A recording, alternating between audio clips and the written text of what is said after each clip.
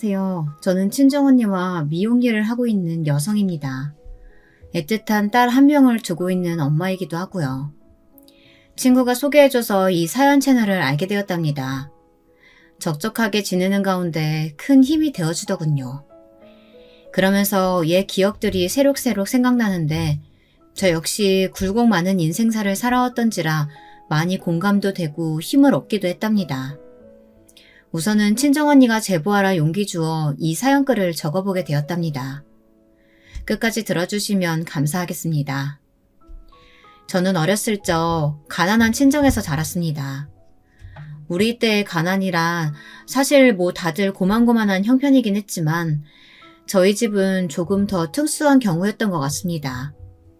제 위로 2명의 언니와 아래로 1명의 여동생이 있었는데 내 자매들을 건사하기에는 어머니 아버지도 힘이 많이 붙이셨죠.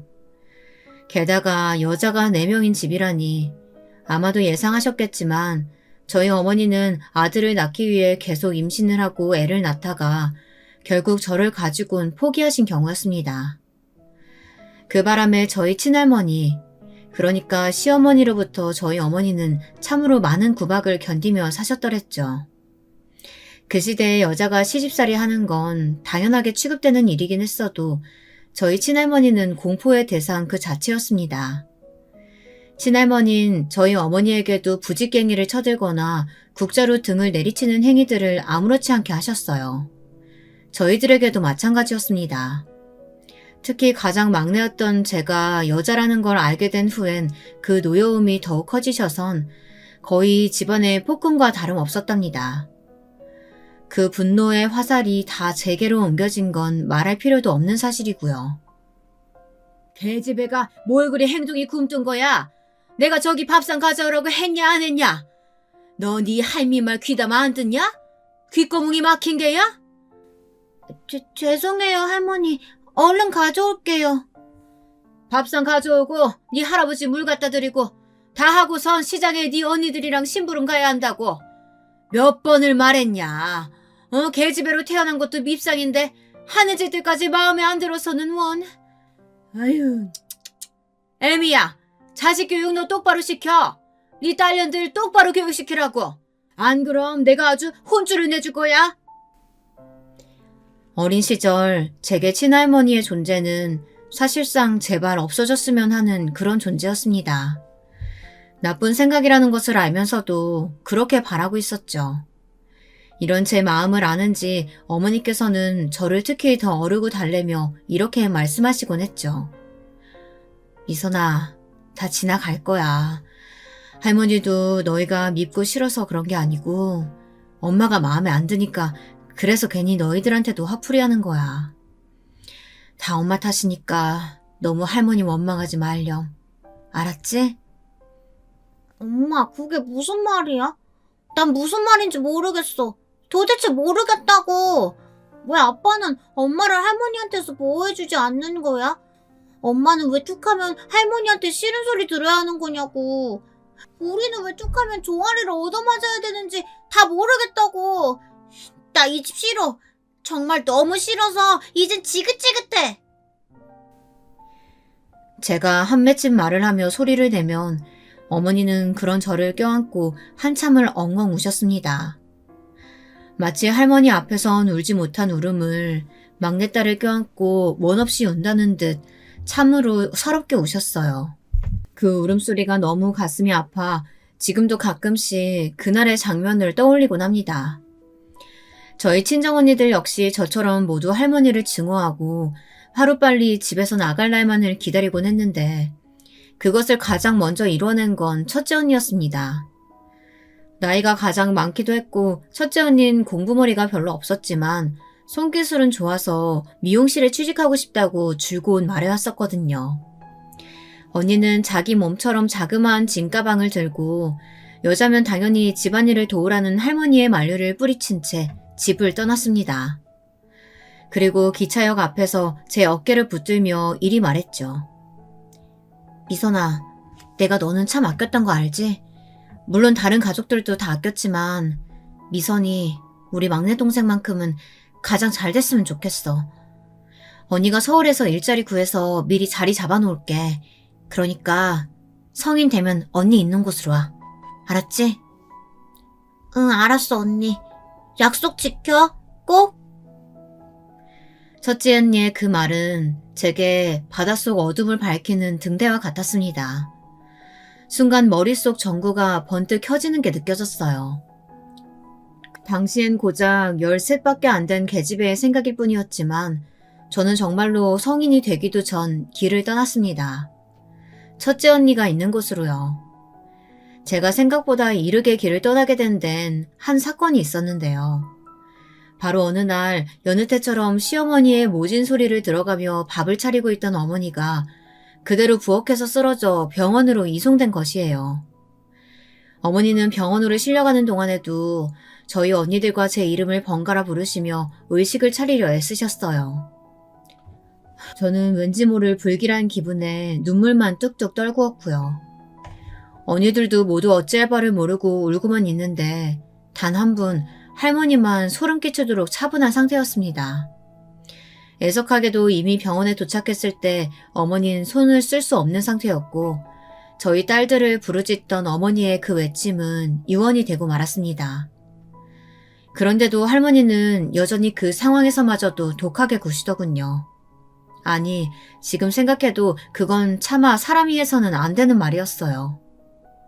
아니, 아범아, 무슨 장례식을 그렇게나 거하게 치러줘? 그냥 적당히 하고 말지. 전년들 밥 먹이고 학교 보내는 것만으로도 돈 들어갈 때가 천지다, 아범아. 그리고 우리들끼리 하는 말이지만 너도 새장가 들어야 한다. 알지? 여자 없이 남자 혼자 사는 거 나는 내 아들이 그리 사는 건 절대 못 본다. 일단 동네 사람들 시선도 있으니까 한 1, 2년 조용히 있다가 새장가 들어. 할머니, 지금 뭐라고 그러셨어요? 아니, 듣고 있었던 거야? 언제부터? 지금 우리 엄마 장례를 뭐 어떻게 하자고요? 할머니가 입고 있는 그 옷, 매일 쳐드신 밥, 전부 다 저희 엄마 손길 닿은 거예요. 심지어 할머니가 서 있는 그 바닥까지도 할머니한테 온갖 소리 들어가며 엄마가 매일 물걸레질하며 닦아낸 곳이라고요. 그러니까 당장 죽은 우리 엄마한테 사죄하세요. 무릎 꿇고 엎드려 빌라고요. 시집살이 시켜서 미안하다고 죽을 때 졌다고 하라고요. 얘가 뭐? 쳐드셔? 아니 이년이 어디 버르장머리 없이? 저는 할머니가 반격하기도 전 그 순간 고함을 막 지르며 모든 물건을 다 깨부수기 시작했습니다. 할머니도 아버지도 이미 제정신이 나가서 피가 흐르는지도 모르고 물건을 부수는 절 보더니 무섭긴 했는지 차마 말리지는 못하고 경찰에 신고를 하더군요. 허나 동네 주민들과 경찰이 합세해 말릴 때까지 전 멈추지 않았습니다. 그렇게 동네를 뒤집어 놓은 후 장례에 온 첫째 언니와 함께 서울로 떠나게 되었습니다. 언니, 내가 할머니한테 그러지 않으면 우리 엄마 너무 불쌍해서 우리 엄마 영혼 이 땅 못 떠날 것 같아서 그랬어. 근데 앞으론 나 정말 잘 살 거야. 잘 살아서 아버지랑 할머니한테 보여줄 거야. 서울로 향했을 때 저는 도끼에 가득 차 있었습니다. 어떻게든 떵떵거리며 다시 고향에 내려가기 위해 금이 환영의 꿈을 품고 무슨 일이든 해서 성공하겠다 다짐했죠. 하지만 환상과 현실은 그 차이가 크죠. 한 번도 와보지 못한 서울이란 곳에서 전 대차게 아주 보란듯이 얻어맞고 꺾이고 말았답니다. 저는 처음에 종잣돈을 모으기 위해 언니의 미용실에서라도 일을 하려고 마음먹었는데 언니가 당시 사정이 좋지 않아 하고 있던 미용실을 접어야 하는 상황이 되는 바람에 언니에겐 도움을 요청할 수가 없었습니다. 그래서 이것저것 닥치는 대로 건물 청소일부터 시작해서 공장일, 파출부일, 돈이 되는 일이라면 다 해야 했어요. 그런데 몸이 축나도록 일해도 생활비를 충당하고 나면 돈은 밑빠진 독에 물붓기처럼 계속해서 빠져나가기만 하더군요. 거기다 사정이 안 좋아진 언니까지 가세하는 바람에 제 꿈은 정말 꿈으로만 끝날 위기였어요. 참으로 서글펐습니다. 그때 처음으로 진탕 술을 먹고 길거리를 돌아다니며 신세 한탄을 뱉어냈습니다. 그리고 그때 눈앞에 보이는 옷가게에 들어가 평소엔 절대 하지 않을 소비를 왕창 하고 나오는 와중에 어느 남자와 부딪혀 쇼핑백에 있던 옷들을 가득 쏟아내고 말았어요. 하필 제가 원래 입고 있던 허름한 옷이라 창피하더군요. 서둘러 주워 담고 있는데 괜찮아요? 많이 다친 것 같은데 무릎에서 피 많이 나요. 하며 다정히 누군가 말을 걸더군요. 고개를 들어보니 남자는 깔끔하고 준수한 외모에 저와 비슷해 보이는 나이 또래의 남자였습니다. 무슨 일인진 모르겠지만 술도 마셨겠다 저도 모르게 홀린 듯 강가 주변으로 자리를 옮겨 제 이야기를 주절주절 떠들게 되었고 남편도 처음 본 사람이 이러는 것에 당황한 것도 잠시 조용히 제 이야기를 들어주더군요. 그러면서 조심스레 위안 비스무리한 것을 하기 시작했는데 우습게도 그만 그때 남편에게 마음을 빼앗겼던 것 같습니다. 한 번의 인연으로 끝날 줄 알았지만 저는 그날 이후 남편을 또 한 번 만나게 되었습니다. 이번의 만남은 저번처럼 야심한 밤이 아닌 환한 낮에 서로 수줍은 얼굴을 가지게 된 만남이었습니다. 그러면서 서로를 알아가게 되었죠. 남편의 집안 또한 저희 집과 크게 다를 바 없이 형편이 좋지 않았습니다. 아버지는 사고로 일을 못하신 지 오래라 집에만 계시었고 남편의 어머니 되시는 분이 사실상 가장이셨는데 시장통에서 작은 해장국집을 운영하고 계신다고 하더군요. 그리고 남편에게는 동생이 한 명 있었는데 동생은 남편보다 이르게 결혼해서 이미 가정을 꾸리고 있었습니다. 난 내 동생이 나보다 일찍 결혼한 게 컴플렉스라면 컴플렉스야. 사실 집에선 내가 장남이기도 하고 다들 내가 일찍 결혼할 줄 알았는데 나보다 동생이 더 잘나서 그런가? 모든 면에서 뛰어나서 그런지 걔는 결혼도 빨리 하더라고. 그것도 완전 부잣집 여자랑. 찌질해 보일 수도 있겠지만 나는 내 동생이 참 부럽고 질투나고 그렇다. 남편의 동생은 꽤나 잘나가는 대기업 사원에 대학교 역시 전액 장학금으로 다닐 만큼 공부를 잘했다고 하더군요. 어딜 가나 주목받는 외모에 공부 머리까지 갖췄으니 남편과는 당연히 비교가 될 수밖에 없었다고 합니다. 거기다 남편은 성적이 부진해서 대학가를 엄두는 내지 못하고 그저 어머니 식당 일이나 돕고 있었는데 그 바람에 늘 잔뜩 위축되고 주눅이 들어 있었어요. 저는 그 점이 참 마음 아팠습니다. 저 역시 아들이 아니란 이유 하나만으로 오랫동안 고통받고 힘들어 보았잖아요. 남편 역시 저와는 다르지만 비슷한 그림자를 가지고 있다 생각하자 그런 남편을 더욱 보듬어주고 싶어졌어요. 아니야, 당신은 누구보다 빛나는 사람이야. 나를 구해준 사람도 당신이고. 난 당신과 함께 행복한 미래 꾸려나갈 자신 있어. 혼자면 못 갈 길이어도 둘이면 갈 수 있다고 하잖아. 그 말에 은은히 미소 짓던 남편. 그렇게 저는 프로포즈 아닌 프로포즈를 하며 남편과의 결혼을 결심하게 되었습니다. 제가 남편과 결혼하기 위해 시어머니를 찾아간 자리에서도 남편의 동생인 서방님과 동서가 함께 와 있었는데요. 일단 서방님은 남편의 말대로 훤칠한 외모에 어쩐지 머릿속에서 생각한 느낌 그대로였습니다. 그리고 동서는 그 내면의 악독함을 전혀 파악할 수 없을 만큼 선하고 수더분한 인상을 가진 사람이었습니다. 형님 되신 분이 온다고 해서 저까지 졸라서 따라왔어요. 부담스럽지 않으실지 모르겠네요. 아니에요. 저도 만나 뵙게 돼서 반가워요. 얘기 많이 들었어요. 어머님 안녕하세요. 강미선이라고 합니다. 그래 어서 와요. 우리 덕수랑 결혼할 아가씨라고 들었는데 실물로 보니 뭐 아주 영 나쁘진 않네. 일단 오느라 고생했을 테니까 앉아요. 이날 굉장히 신경이 쓰였던 것이 시어머니였는데요. 딱히 대놓고 반대를 하시진 않지만 어쩐지 첫 만남에서 저를 마음에 들어하지 않는 인상을 받았습니다. 특히나 제 고향이나 친정의 경제적 수준 같은 이야기 들으시곤 가끔씩 고개를 돌려 한숨을 뱉으시는데 왠지 모르게 위축이 되더군요. 일단 첫 만남은 그렇게 비교적 그럭저럭 마무리되었지만 문제는 결혼 후였습니다. 아니 어쩌면 저희 할머니와 아버지를 어쩔 수 없이 모셔놓고 치룬 결혼식에서부터 시작되었을지 모르겠어요.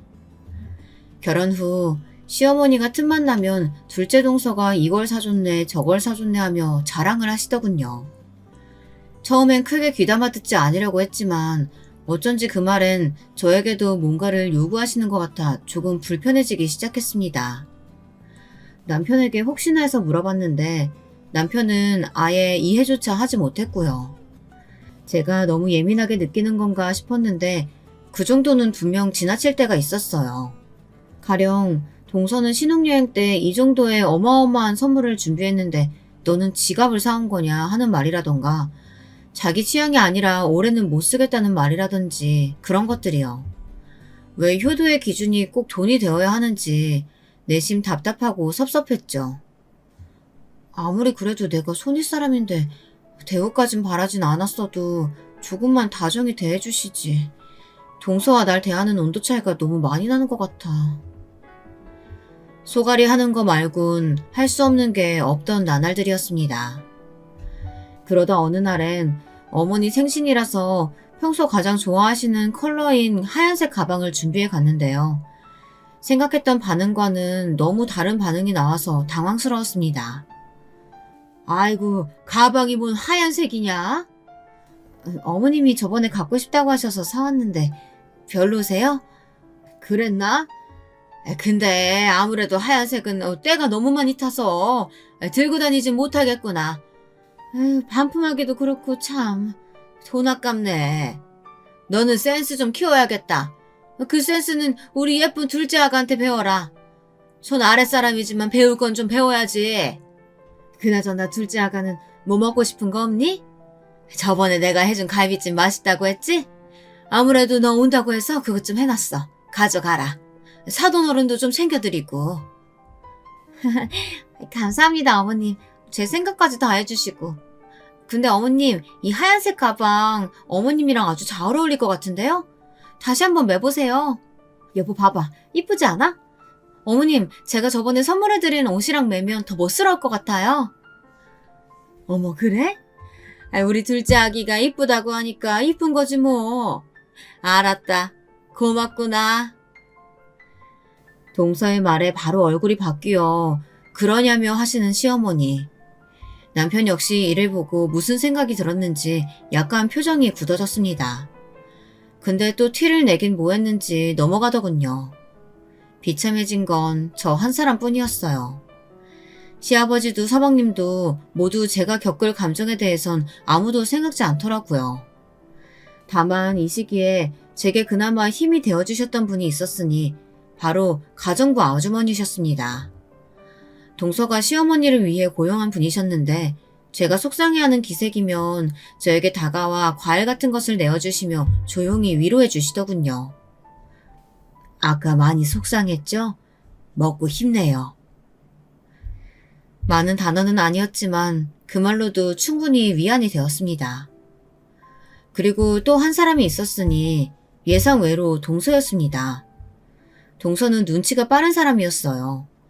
동서의 친정이 부자라는 것에 사실 조금 거리감을 느껴 편하지 않은 상태였는데 분위기가 안 좋아지면 바로 화제를 돌려 저를 추켜 세워주려고 하더군요.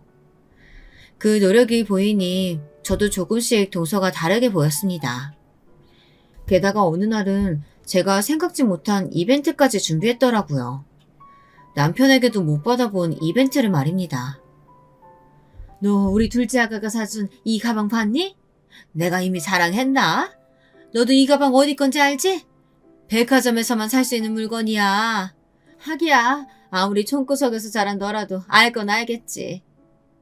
그날도 여지없이 동서 자랑을 해대며 하나부터 열까지 동서의 훌륭한 점을 일일이 열거하시는 시어머니를 상대하느라 저는 지쳐 있었는데요. 제가 집에 갈 때가 되자 갑자기 동서가 마중을 나오겠다며 따라 나오더니 남편 차 쪽으로 와서 제게 쇼핑백 하나를 건네더라고요. 저 형님, 제가 형님 것도 사왔어요. 사실 형님과 친해지고 싶어서 주는 뇌물이기도 하고요. 별거 아니지만 예쁘게 들고 다녀주세요. 어머, 고마워 동서. 내 것까지 준비했을 줄은 몰랐는데 난 뭐 줄 게 없어서 어떡하지? 괜찮아요 형님. 형님 기뻐하시는 그 표정이면 저한테 충분해요. 말을 참 이쁘게 하는 모습에 제 마음도 작게 일렁였어요. 사실 돈이 많은 집안에서 태어났으니 그저 거만하고 조금은 저한테 텃세도 부릴 것으로 예상했는데 의외로 첫인상처럼 수더분하고 사람이 진실하더군요. 자신의 속 이야기까지 하며 다가오는 모습에 깊은 감동을 받기도 했습니다. 아마 동서가 잠깐 커피를 마시자며 저를 부른 날이었을 거예요. 형님이 저를 어떻게 생각하실진 모르겠지만 저 겉으로 보이는 모습처럼 막 행복한 집에서 자란 건 아니에요. 물론 저희 아버지가 큰 회사 운영하시고 그 덕에 제가 편히 산 건 맞아요. 하지만 저는 단 한 번도 행복하지 못했거든요. 우울증도 있었고요. 어느 날은 엄마가 안 되겠는지 절 데리고 병원에 데려가시기도 했는데 약 먹어도 고쳐지지가 않더라고요. 얼른 아이를 가져야 이 병이 나아질까 싶기도 하고. 저나 그이가 계속 아이 갖기 위해 노력 중에 있거든요. 제가 나이가 많은 편이 아닌데 왜 안 생기는지 모르겠어요. 요즘은 아무튼 아기도 안 생기고 해서 더 우울한 것 같아요. 동서가 그런 사정이 있었구나. 나는 전혀 몰랐네. 동서가 힘들게 자랐을 줄은. 사실 나야말로 동서한테 미안한 마음이 드네. 괜히 부잣집 사람이라고 해서 새침하고 고집 있는 사람일 거라고 생각했거든. 근데 동서를 경험해보니까 정말 성숙한 사람이더라. 고마워. 시어머니가 매번 이렇게 모질게 굴 때마다 막아주고 노력해줘서. 그리고 아이는 사실 하늘이 주는 거라고 하잖아. 분명 엄청 이쁘고 튼튼한 아기 천사가 오려고 시간이 좀 걸리는 걸 거야. 그러니 긍정적인 마음가짐으로 조금만 기다려보자. 그럴까요? 정말 그럴까요, 형님? 그렇게 말해주시니까 제 마음이 너무 편해져요. 고마워요, 형님. 형님은 전생에 제 언니였을 것 같아요. 왠지. 눈물을 글썽거리는 눈으로 저에게 고맙다며 폭 안기는 동서를 보니 저는 순간 제가 정말 친언니라도 된 듯한 기분이 들었습니다. 딸부잣집에서 자라 언니들 간의 유대관계엔 익숙한 편이었지만 그래도 막내였기에 언니들의 보살핌을 받는 것에만 익숙했었는데 동서에게 언니란 단어를 들으니 어딘지 모르게 내게 힘이 생긴 것 같은 동서를 지켜주고 싶은 그런 마음이 들더라고요. 마치 제가 남편에게 그런 마음을 가졌던 것처럼요. 남편은 제가 동서와 사이가 가까워지자 이상한 듯 고개를 갸우뚱했어요. 어떻게 배경이 다른 동서와 친해졌는지 궁금해하더라고요. 그러면서 갑자기 모임을 갖자고 하더군요. 모임? 갑자기? 당신은 서방님 불편해하잖아. 아니야. 당신이랑 재수씨가 친하게 지내는 거 보니까 나도 동생네 부부를 너무 못 챙길 것 같아서 말이야. 이참에 친해지고 형제간에 소원했던 거 풀면 좋지. 그땐 남편의 음험한 속내를 모르고 저 말을 고지고대로 믿었는데요. 사실상 모임에서 발생하는 돈을 부담할 여력도 되지 않았지만 남편은 꼭 동생네 부부와 함께하는 모임에 반드시 참석하려고 했습니다. 그러면서 점점 동서에게 다가가 자신이 하려는 사업에 대해 이야기를 늘어놓기 시작하더라고요. 재수씨, 사실 이 사업은 제가 많이 준비한 사업이에요. 물론 신입이 안 가면 거절하셔도 돼요. 투자를 강요하는 건 절대 아니니까요. 여기 사업 계획서인데 읽어보시고 연락주세요. 그때야 비로소 남편의 목적을 눈치챘습니다. 남편이 동서를 통해 돈을 타내서 어머님의 해장국집에서 벗어나 자기만의 사업을 차리려고 하는 것을요. 솔직히 전 동서가 거절할 줄 알았습니다. 아무리 가족이라고 해도 돈 관계는 철저히 해야 한다는 것을 알고 있을 거라고 생각했거든요. 그런데 사업 계획서를 읽어봤다며 연락해온 동서가 뜻밖에도 남편의 사업에 적극 투자하겠다고 하는 거예요. 정말이에요, 재수씨? 저야 너무 고맙죠. 재수씨 덕분입니다. 네, 한번 열심히 해볼게요. 동생이요? 네, 동생한테도 말해보고 있어요.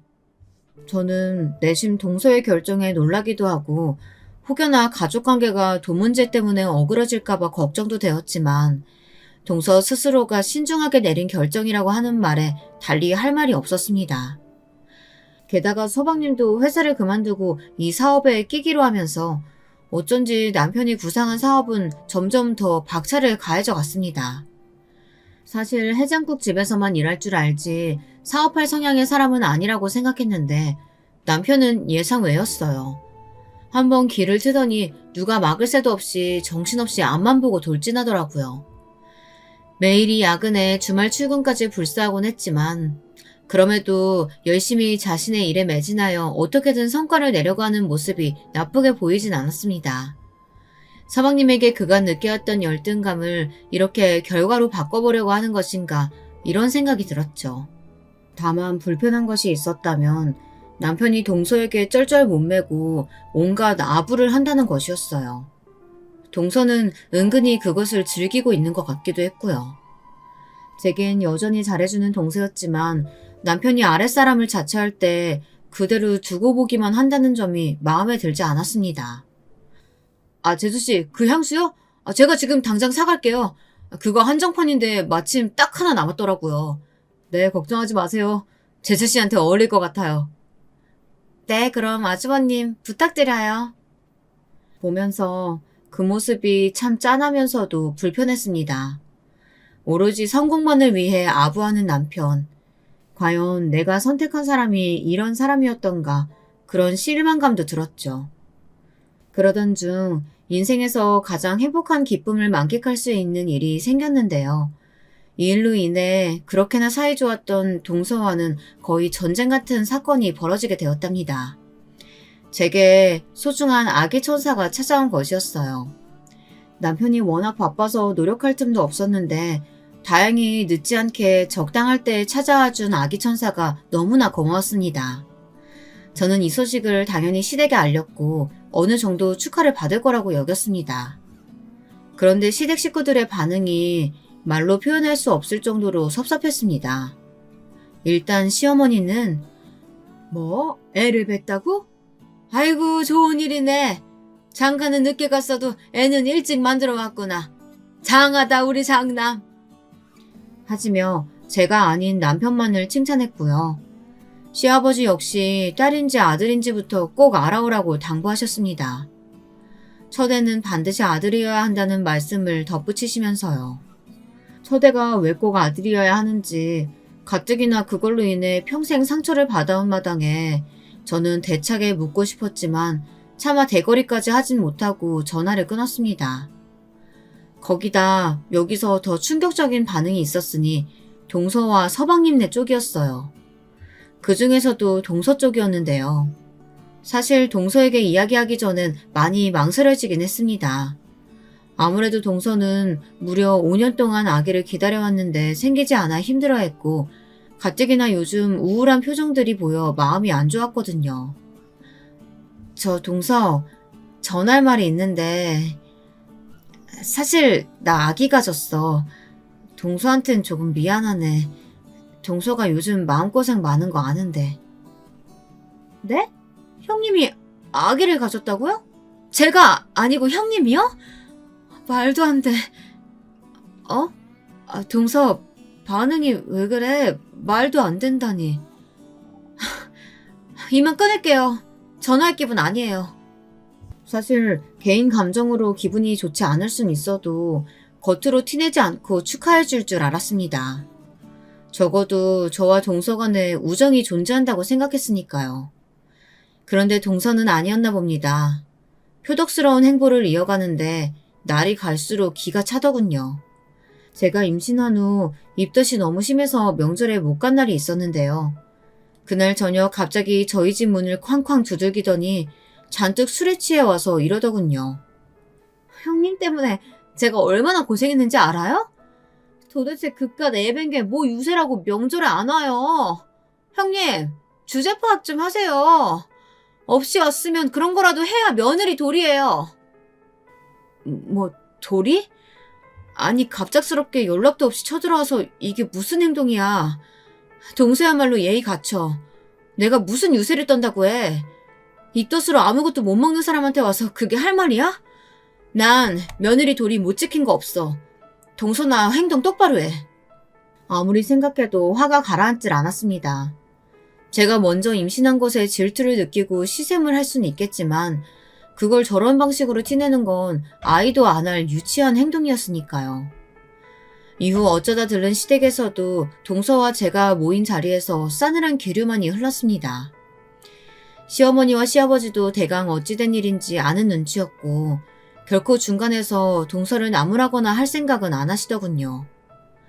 외려 저보고 동서의 아기씨가 들어설 한약을 지어야 하는데 아는 한방병원이 없냐고 물어오더라고요.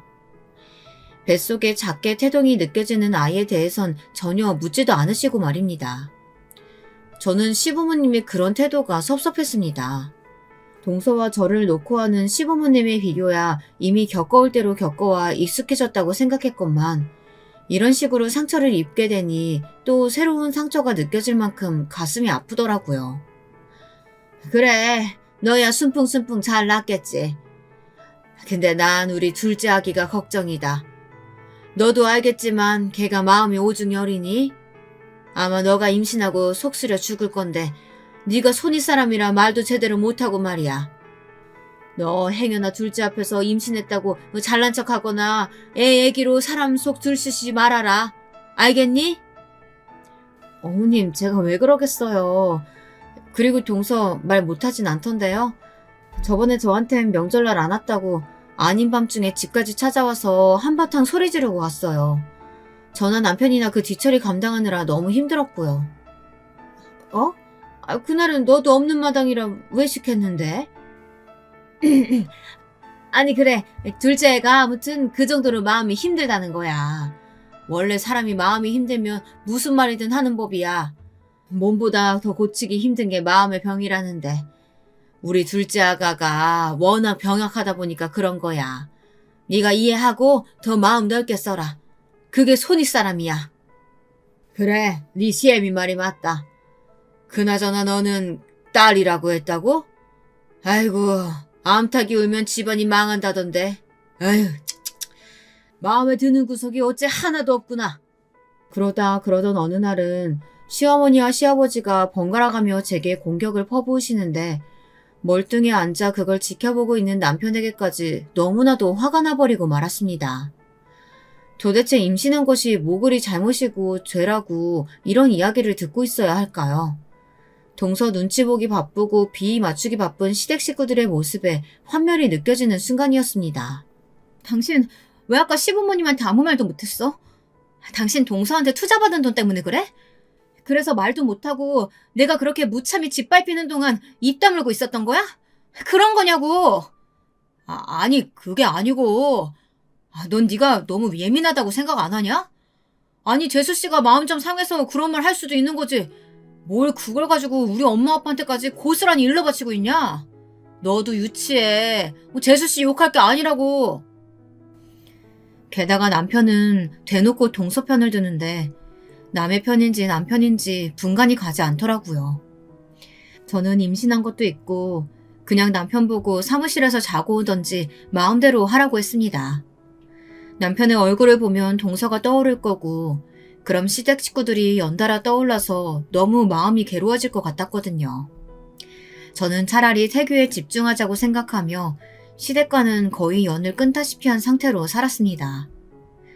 그리고 또 저는 집에서 할 수 있는 부업 같은 걸로 무리하지 않는 선에서 제 수중의 돈을 만들어 나갔습니다.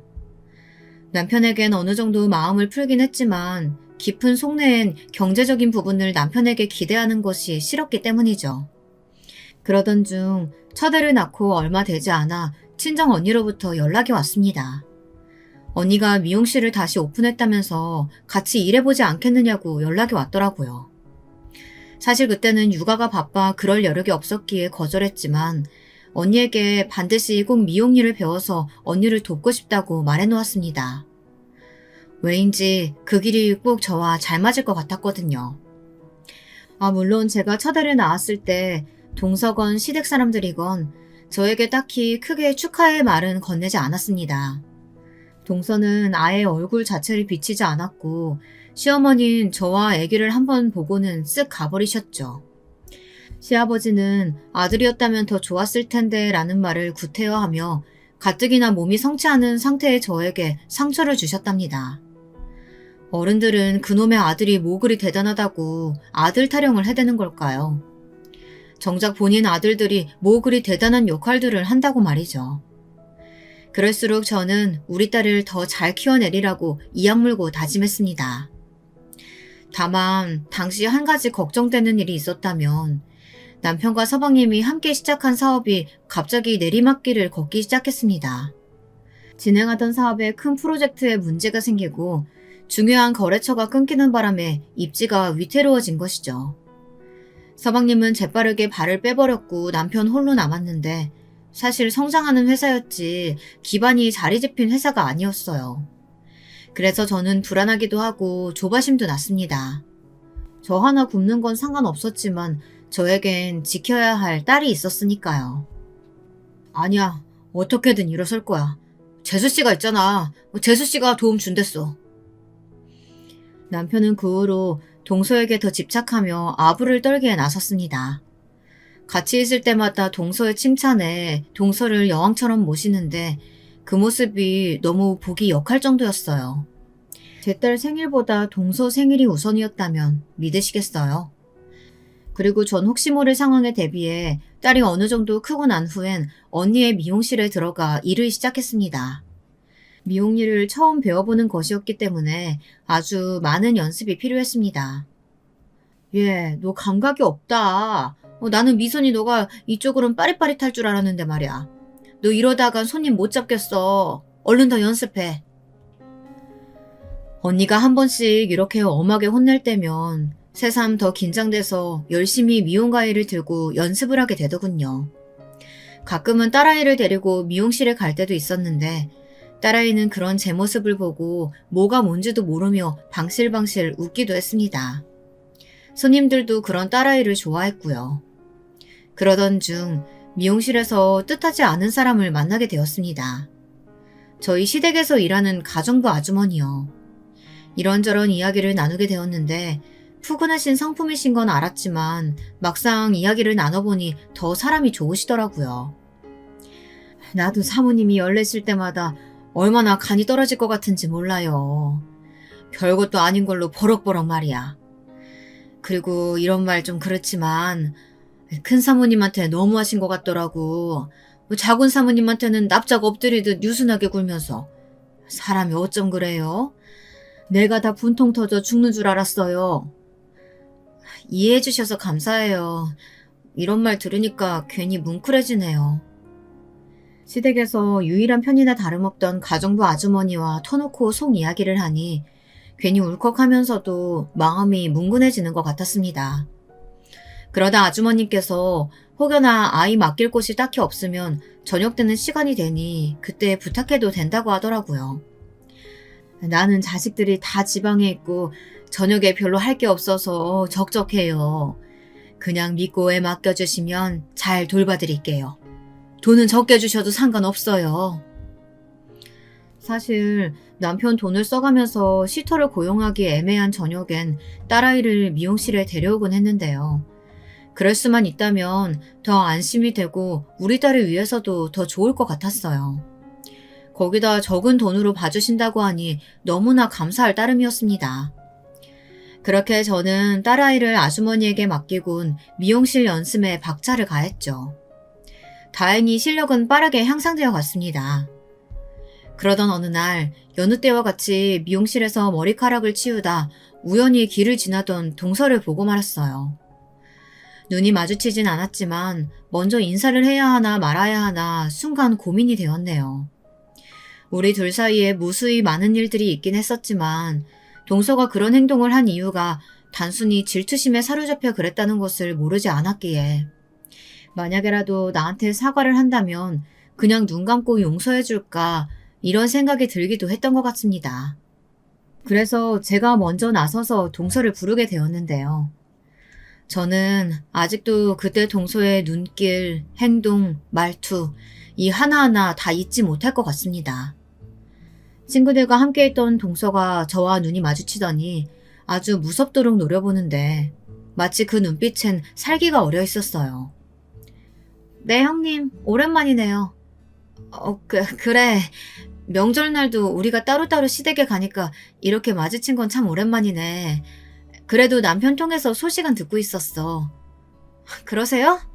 뭐 제 소식이야 별거 없는데. 그나저나 형님은 신수가 훤해 보이시네요? 미용실에서 일도 하시고.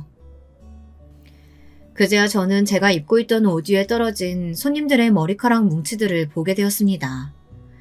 조금 창피해져서 얼른 손으로 털어대자 피식 웃던 동서가 그러더군요. 형님 지금 보니까 그 미용사 일 형님한테 딱인 것 같아요.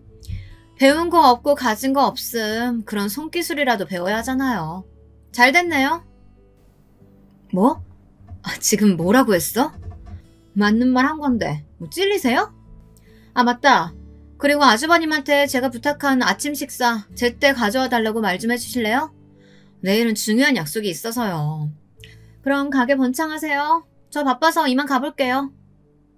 동서가 뒤돌아서는데 순간 눈앞이 뿌얘질 정도로 열이 솟고 동시에 다리는 덜덜 떨리는데 뒤이어 나온 친정언니가 무슨 일이냐고 묻더군요. 차마 털어놓지도 못하고 전 그날 그렇게 집으로 가버렸습니다. 집이 부유하니 평생 일하지 않아도 될 동서, 그리고 가난한 친정을 가진 저, 처절할 정도로 비교가 되었습니다. 심지어 자기 미치라고 생각하며 남편을 아무렇지 않게 부리는 모습들도 역시 저를 무시하는 것과 다름없다고 생각되었죠. 그런데 정작 더 큰 비극은 그 이후 벌어지고 말았습니다. 저는 아마 평생 그날을 잊지 못할 겁니다. 제 숨이 다하는 순간까지요.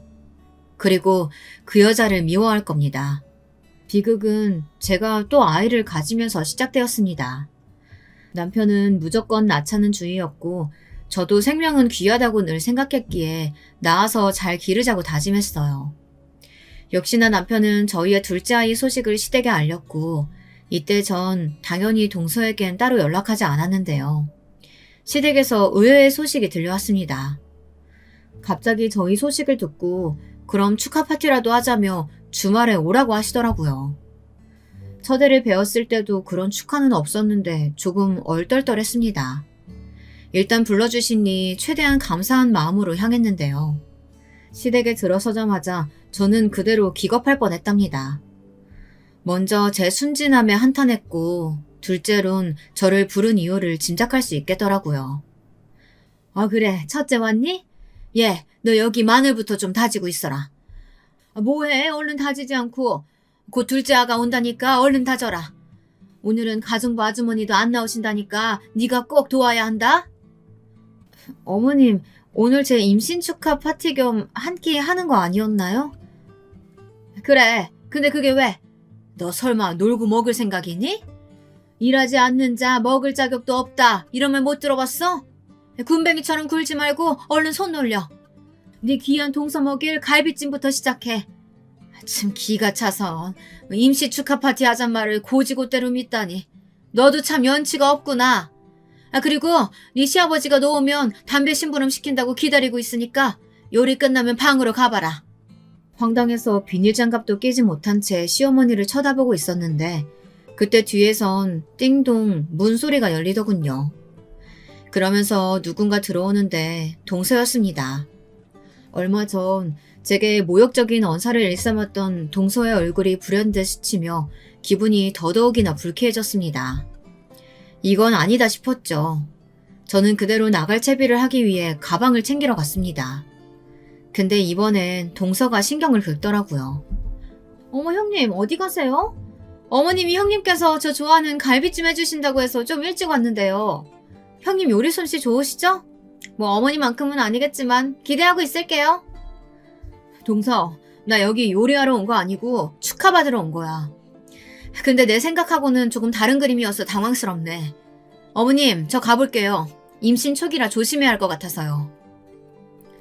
그러자 뒤에서 시어머님의 고함 소리가 막 내질러 나오는데 전 두 악마 같은 얼굴을 뒤로하고 바로 나와버렸습니다. 얼굴이 시뻘거진 채로 마구 엘리베이터 버튼을 누르고 기다리고 있는데 가는 날이 장날이라고 하필 점검 중이라는 표시가 뜨더라고요. 어쩔 수 없이 계단을 내려가야 했습니다. 그런데 그때였어요. 2층쯤 왔을 때 한 발을 뻗었는데 문이 열리는 소리가 들리더니 누군가 뒤에서 저를 부르더라고요. 형님! 동서 미안한데 상대할 기분 아니니까 가. 형님, 왜 섭섭하게 그냥 가세요. 꼴에 자존심은 있다고 지금 뻗대고 있는 거예요? 돈 없으면 아주버님처럼 차라리 그냥 납작 엎드리시지. 형님도 참 그렇네요. 동서의 말에 또다시 혈압이 올라올 것 같아 머리를 짚으며 제가 다시 반격하려는데 그때였습니다. 갑자기 섬뜩한 미소를 짓던 동서가 제 어깨를 밀었고 중심을 잃은 저는 그대로 떼구르르 계단에서 굴러버렸습니다. 순간적으로 배가 세게 짓눌린 기분이 들어 급하게 손으로 배를 움켜잡았지만 머리를 크게 찌인 건지 앞이 어지러질해지더군요. 그러면서 의식을 잃었던 것 같아요. 깨어나 보니 응급실이었는데 남편을 포함한 시댁 식구들이 마치 저를 동물원 원숭이 보듯 쳐다보고 있더라고요.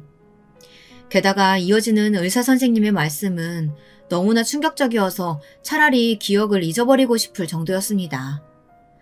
저의 소중한 아이가 충격에 의해 유산이 되었다는 말이었죠. 임신 초기라 조심했어야 할 시기인데 찾아오기로 했던 소중한 생명, 소중한 삶이 단 한 사람으로 인해 망가져버린 것이었습니다. 때마침 보이는 동서의 눈빛에 전 곧바로 동서를 가리켜 터진 입술로 겨우 한마디씩 내뱉었습니다. 동서가 밀쳤어요. 그런데 기겁할 거라고 생각했던 시댁 식구들은 모두 외려 저를 이상한 사람 보듯 쳐다보더군요.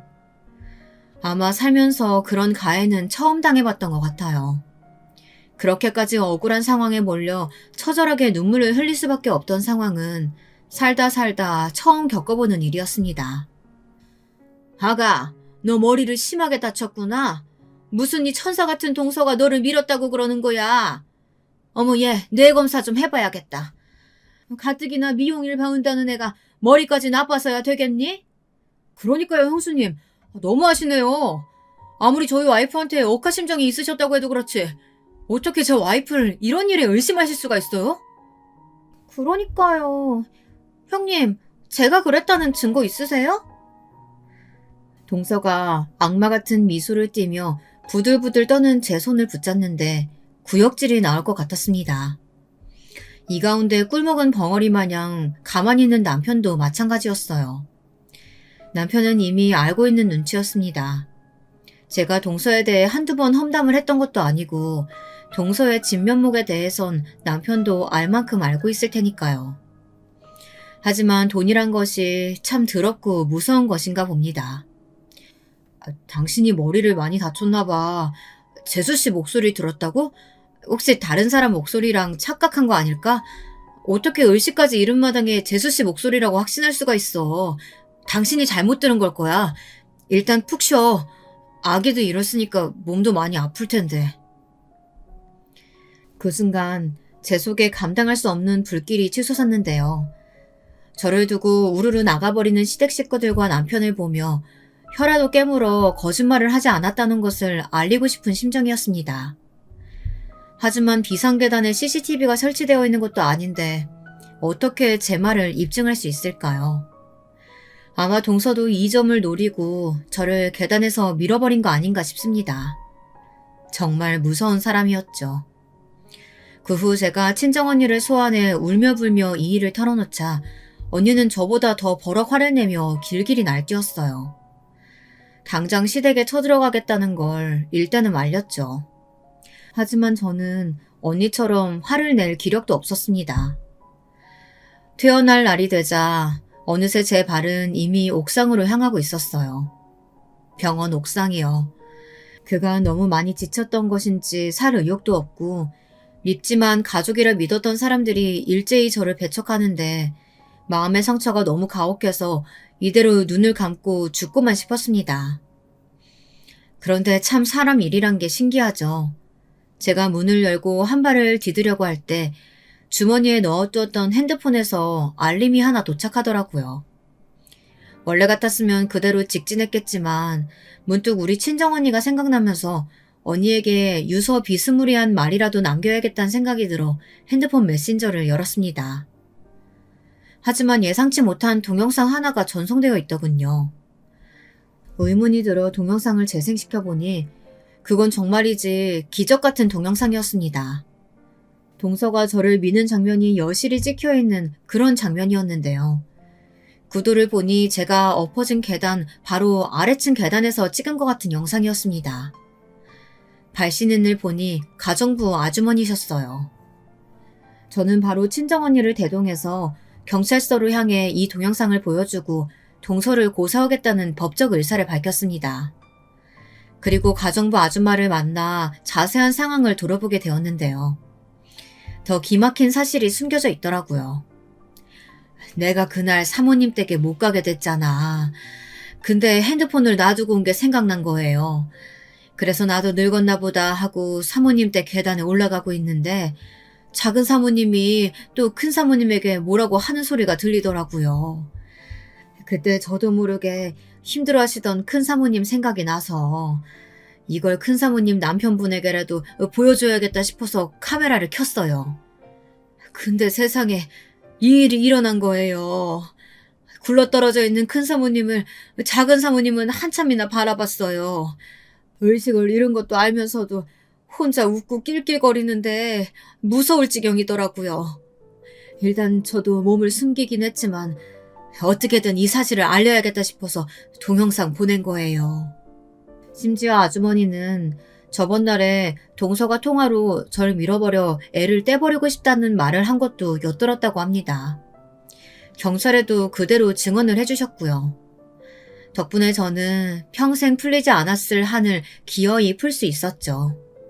기적의 동영상 덕분에 말입니다. 그리고 눈 감고 모른 척 하셨을 수도 있지만 그러지 않고 제게 동영상을 보내주시고 아이까지 돌봐주시는 아주머니에게 너무 감사드려 살해를 했습니다. 동서 역시 변호사를 썼지만 꼼짝없이 구속되어 법의 심판을 받았고요. 가장 통쾌한 건 시댁 식구들이 모두 제게 엎드려 조아리기 시작했다는 거예요. 동서가 그렇게 되었으니 서방님은 말할 것도 없고 남편은 동서의 지원을 못 받게 되자 안달이 나서 저에게 연락을 해댔어요. 하지만 저는 깡그리 무시했습니다. 참으로 통쾌한 한방이었습니다.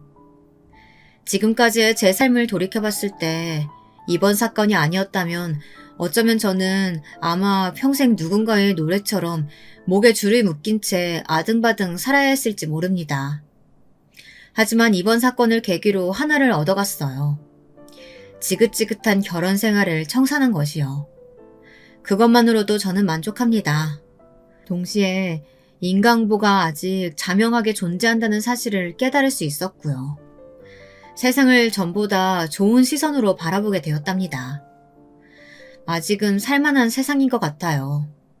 좋은 사람들이 선한 용기를 가지고 행동하는 일이 종종 있으니까요. 지금까지 사연 들어주셔서 감사합니다.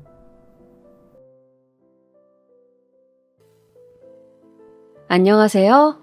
저는 곧 60대에 접어드는 평범한 한 여자입니다. 많은 분들의 기구한 사연을 들으며 울다가 웃다가 하다 보니 저도 저의 일생을 통틀어 너무나 힘들고 또 너무나 통쾌했던 이야기를 해보고 싶어졌어요. 꽤 긴 이야기가 될 것 같네요. 재미있게 들어주시면 감사하겠습니다. 저는 막 시골에서 상경해서 도시에 터를 잡으신 부모님 덕에 제법 큰 도시에서 자랐습니다. 부모님은 농사짓던 땅을 마을 사람들에게 소작을 주고 큰 재래시장에서 포목점을 하셨어요. 당시에는 한복을 입는 사람들이 많았기 때문에 꽤 장사가 잘 되었습니다. 부모님은 성실하게 재산을 조금씩 늘려가셨어요. 저는 공부에는 별 흥미가 없었기 때문에 겨우겨우 고등학교를 마치고 여기저기 쏘다니면서 즐겁게 20대를 보냈습니다. 그러다가 엄마를 따라갔던 성당에서 한 오빠를 만나게 되었어요. 엄마가 성당을 다니기 시작하면서 저도 천주교 신자가 되었거든요. 사실 저와 그 오빠를 연결시키려고 두 팔 걷어붙이고 나선 것은 오빠의 어머니였는데 성당에서 가끔 마주치면 항상 밝게 인사를 하시고 저희 모녀에게 너무나 친절하셨기 때문에 부모님은 예비 시어머니가 되실 분에 대해 좋은 인상을 가지고 계셨어요. 또 오빠네 집이 재산은 별로 없지만 직장은 제법 큰 회사를 다니고 있었기 때문에 우리도 사는 게 나쁘지 않으니 큰 욕심 안 부리는 게 좋을 수도 있다고 생각하셨던 것 같아요. 돈보다는 사람이 우선이라는 생각이셨죠. 저도 가끔 성당에서 마주치면 꾸벅 고개를 숙여 목례를 하던 키가 크고 준수한 외모의 오빠가 싫지 않았고 결혼을 통해서 뭔가를 얻고 싶다거나 그런 욕심도 딱히 없었기 때문에 지금껏 그랬던 것처럼 부모님의 말씀을 따르기로 했습니다. 그래도 혼사가 워낙 자식의 인생에서 큰일이다 보니 부모님은 예비시댁에 대해서 성당 사람들에게 물어 이것저것 정보를 알아보셨다고 해요. 사람들 사이의 평판에 대해 뒷조사 아닌 뒷조사를 하신 거죠. 제가 외동인지라 무척 걱정이 많으셨고 매사에 원래 철두철미 하셨거든요. 그렇게 한동안 열심히 알아봐도 오빠네 집안에 대해서는 좋은 이야기만 들려왔어요. 형편이 어려운 성당 어르신에게 식사를 자주 챙겨드린다는 이야기, 또 고아원을 방문해 정기적으로 후원한다는 이야기 등등 빠듯한 형편에도 다른 사람을 돕는 일에 언제나 앞장서서 나선다는 이야기들이었어요. 인품을 가장 중시하셨던 부모님은 그런 부모 밑에서 자란 아들이 얼마나 반듯하겠냐며 살면서 내 딸 서럽게 하지는 않을 것 같다고 그 집에 저를 시집 보내기로 결정하셨죠.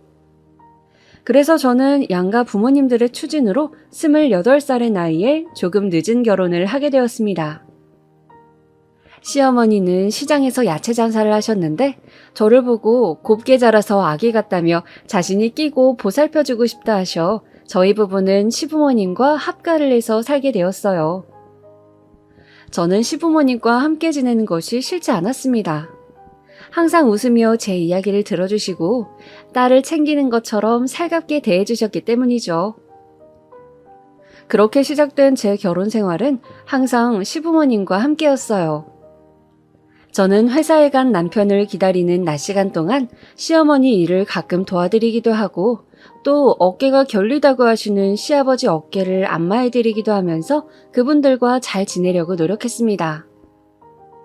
또 회사 일에 남편이 지쳐 보이면 가끔 주말에 남편과 나들이를 가기도 하면서 비교적 즐거운 신혼생활을 했어요.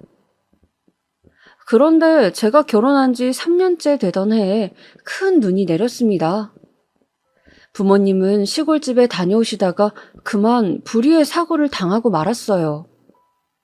도로가로 눈덩이들이 덮치는 바람에 자동차가 도로에서 절벽으로 떨어지게 되었고 안에 타고 계시던 부모님은 갑작스럽게 사고로 유명을 달리하셨습니다. 저는 너무나 황망하고 가슴이 찢어져 어찌할 바를 몰랐어요. 장례를 치르면서도 뭘 해야 할지 몰라서 마냥 울고만 있었습니다. 심지어 저는 그때 임신 초기였거든요. 그래서 장례를 치르는데도 더 앞에 나서서 뭔가를 하지 못하고 계속 기운이 없어 주저앉아 쉬기만 했습니다.